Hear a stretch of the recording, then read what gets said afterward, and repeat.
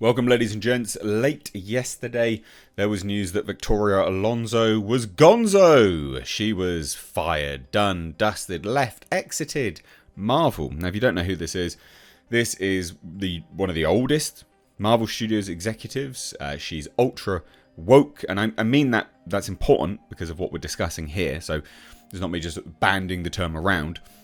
She is outspoken and prominent with respect to the Florida Man bad situation, which has obviously kneecapped Disney right in the poop hole. So she's not a great person, but it was pretty staggering that she was just left. Just gone. Done. And she was also the head of VFX. The president of VFX and animation at Marvel. So, yeah, all those pesky VFX that were, wank. Well, she was behind that, basically. And now, people have come out and basically said she is singularly responsible for Marvel's toxic work environment. So they're throwing her under the bus, but also maybe not. Maybe this is actually legit and true. And I would go somewhere as to say it's probably true. For all intents and purposes, we've heard multiple reports every single time a film comes out from Marvel with terrible VFX. All the VFX artists come out and say Marvel are horrendous to work with. They reshoot up to the last minute, which means we have to do VFX up to the last minute. Marvel executives, so they use plural. Marvel executives come down and demand things whilst not paying higher budgets. They demand multiple edits of multiple scenes, etc., etc., etc. And now it looks like this is just actually Victoria Alonso. Which, look, at the end of the day, the buck does stop with her. She was, past tense, the head of VFX. The president of VFX at Marvel. So this is interesting. Really, really interesting. Now, there has been some pushback with respect to this statement. And we'll dive into that as well. But before we do, hit subscribe, guys. Why aren't you subscribed? Why isn't that bell icon tapped? Why isn't the thumbs up button tapped? Do it for me. I love you long time. But anyway, let's check this out. So this article states, it was a surprising turn of events that obviously Marvel Studios president of physical post-production, VFX and animation. That was her actual title. Marvel Studios president of physical post-production.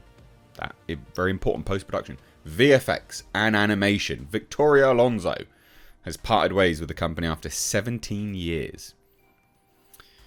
No reason was given for Alonso's departure in the original trade report, but New York Mag senior reporter Chris Lee has now taken to Twitter to share some more details that may shed more light on what ultimately led to her stepping down or being asked to step down.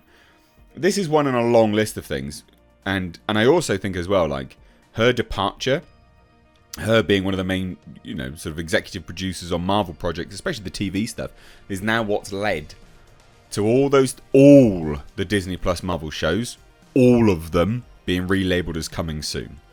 None of them have release dates. Marvel have just shot themselves right up the wazoo.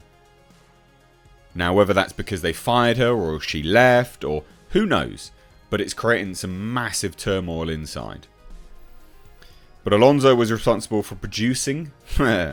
she was responsible for producing the animation and VFX for MCU movies. Now, I like this. They're like, that have grossed $25 billion in the global box office. Yeah, who cares? The VFX and animation is shit. But Lee is claiming that her relationship with the artist that worked on those projects was less than amicable, which we've heard every single time a Marvel movie's released now. Every single time. It's only been happening more and more recently, of course, but in the last couple of years, the amount of times people have come out and lambasted Marvel is just staggeringly high. It's really bad PR. So yeah, this is a big Twitter thread, basically. Chris Lee says, so many VFX sources have told me Victoria Alonso was singularly responsible for Marvel's toxic work environment. A kingmaker who rewarded unquestioning fealty with an avalanche of work, but who also maintained the blacklist that kept VFX pros wild-eyed with fear. Sounds like a fucking tyrant. Wow. I love the imagery. But look, she will be singularly responsible because the buck stops with her. She was the president of post-production and VFX at Marvel Studios. You can't say that there's anyone above her. She was the president of it. Now, obviously, there was pushback, which we'll get to. But again, I reiterate, being the head of it means you are responsible. If it's someone below you that's causing the horrendously toxic environment, then you, being the head of it all, corrects it. You can't, there's no debate there. But anyway, furthermore, she held a crazy amount of power. You would after 17 years. Genuinely, you would. Bigfooting all major creative decisions on Marvel movies and shows. Kevin Feige, this is a quote, Kevin Feige and Victoria Alonso personally approve every single shot. Then Kevin Feige and Victoria Alonso's personal approval means nothing to me because, Jesus, some of them have been terrible.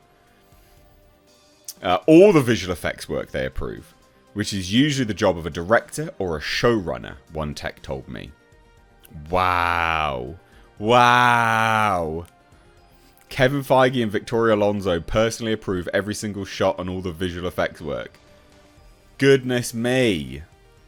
Get higher standards, Feige and Alonso. You are atrocious.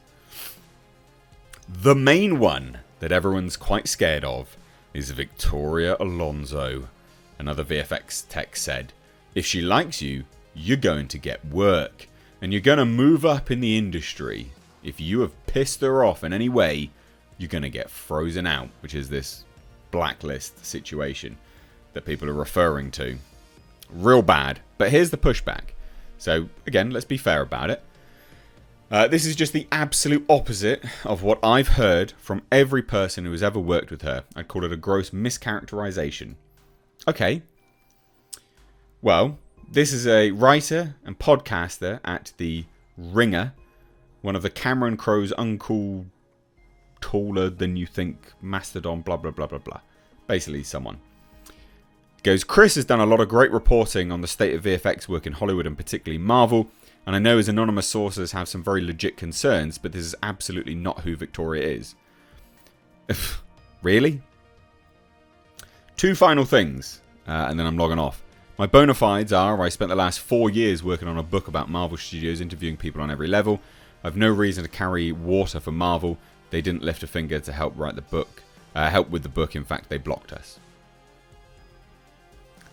And then someone goes, turning Victoria into Kathleen Kennedy is what it feels like. Well, that's wrong, because Kathleen Kennedy's not been fired. But I would go somewhere as to say, no, this is probably not the case. That, you know, I would go somewhere as to say the initial report is probably true. One, the buck always stops with someone, and it does stop with, hey, you know, the president of VFX and post-production. But at the end of the day as well, the individual saying, oh no, they like working with her, blah, blah, blah, blah, blah. You don't think there's an air of being scared in there? Really? Come on, behave. Behave. You don't think people get their names out there? Anonymous sources get, you know, unanonymous? And names get handed to people? Behave. Come on, Victoria Alonso is going to get another job in the industry. You think these people aren't going to want to, you know, try and curry favour with her still? Behave. Of course they will. So no, I would say that there's some weight behind this report and probably some truth too. But let me know what you guys think down below. I'd love to hear it. But Victoria Alonso is gonzo. Take care.